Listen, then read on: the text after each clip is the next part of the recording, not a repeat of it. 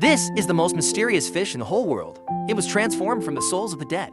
It's said that it has lived for 60 years. Many people have seen its figure before, but no one has ever been able to catch it, except for one person, and that's Edward. The big fish never takes the bait, because it has a human soul. But Edward knew that there was one thing in the world that could make a free soul put on shackles willingly, and that was marriage. Edward used his gold ring as bait. The next moment, the big fish leaped out, opened its mouth, and swallowed the ring.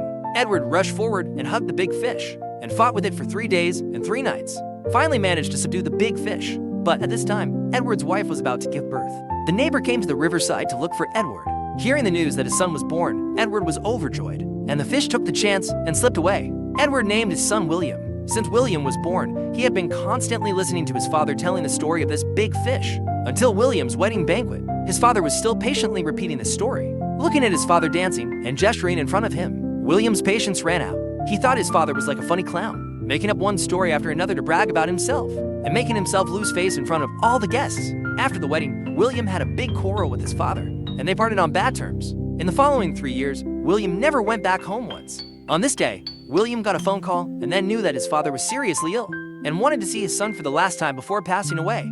Hearing this news, William was stunned. He could hardly believe that this always optimistic and humorous father would leave him one day. William picked up the phone, and stories told by his father began to appear in his mind. Edward was extraordinary since he was a child. On the day he was born, he wasn't delivered by a nurse like ordinary people. Instead, he jumped out of his mother's belly like a fish, which shocked everyone in the hospital. When he was little, his father was crazy about adventures. Hearing that there was a terrifying witch in the forest behind the village, he went into the forest with his little friends excitedly, carrying lamps. It said that the witch had a mysterious glass ball. People could see their own death from it. Deep in the forest was a gloomy old castle. His little friends were scared. Edward volunteered to go forward and knock on the door. The one who opened the door was an old woman with white hair. She had only one eye. His little friends waited in the dark for a long time, but didn't see Edward come back.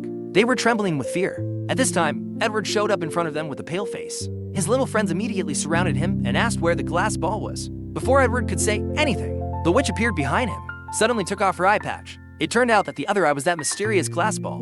One person couldn't dodge in time and saw his own death from the witch's glass eye. He was so scared that his face turned ashen, and everyone scattered. Edward was also scared, but he still wanted to know how he would die. The witch showed a strange smile and took off the eye patch. Edward witnessed his own death, but he wasn't afraid, because by knowing his cause of death in advance, he knew that he wouldn't die in any other circumstances. The witch didn't say yes or no and turned around, walked into the castle and closed the door.